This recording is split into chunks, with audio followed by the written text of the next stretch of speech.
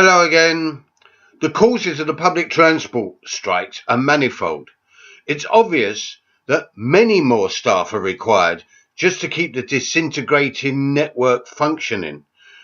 From reopening ticket offices to staff to assist in emergencies, from breakdowns to the aftermath of religious nuts blowing themselves up. On Southern Rail, some days you wouldn't even notice there was an industrial action, such as the abysmal reality of the so-called service, probably the most expensive on the planet.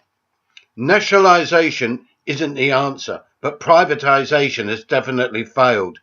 The government is pulling out all stops to isolate the rail unions. Their plan seems to be working towards the creation of laws to make strikes on the system illegal, supported unthinkingly by frustrated Tory voting commuters. Can they get away with it? Despite much confusion, I think that most commuters are aware of where the fault lays, at the very top with the management.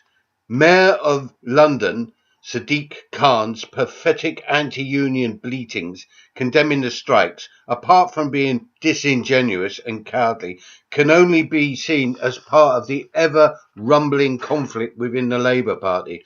The media, in particular, the oligarch-owned London Evening Standard, have been incrementally stoking rage against the r.m.t and a.s.l.e.f unions.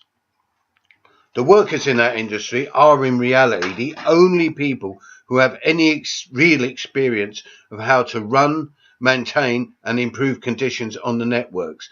As for the management, starting at the very top, where the corruption and rot is endemic, they should be removed from their positions with no golden handshakes. But this will take something just short of a revolution. Even if the strikes were to discontinue, the transport system is in meltdown anyway, along with just about everything else. When or at what point of collapse will the population intervene to turn everything around and, frankly, inside out and upside down? A dystopian society is already here. We don't recognise it because the whole structure isn't collapsing, only parts of it. One example is the Red Cross declaring that the National Health Service is a humanitarian disaster. It is heading that way, but so far only partially. It's when, along with everything else, housing, education, wages, the quality of life, when the crumbling parts converge, it will become a more interesting situation. Possibilities for social upheaval will emerge. It must be obvious, apart from the politically blind, which means, of course, everyone from the chattering classes to the political establishment and parties, that the system is cracking. Industrial action has absolutely nothing to do with it.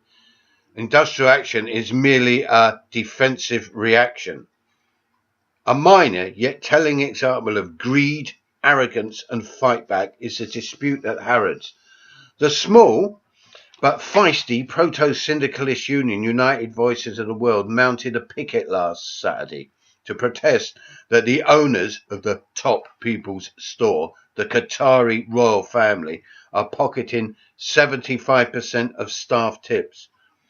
The 60-plus protesters were equalled in numbers by a highly aggressive police, including the Tactical Support Group. The General Secretary of the union, Petrus Elia, was arrested, along with others at the protest. Another example of policing priorities today, protecting the international multi-millionaire and billionaire class, like the vile Qatari royal family, who also own the stock exchange, the Shard, and over 400 properties in London as part of their portfolio. Maybe they really need the money from the tips. From transport strikes to the ultra-exploited who rely on tips to bolster their pitiful incomes, all who are in struggle and conflict against bosses and management, all deserve our support. Remember, solidarity is the watchword of our class. So let's make 2017 a year of resistance. Bye.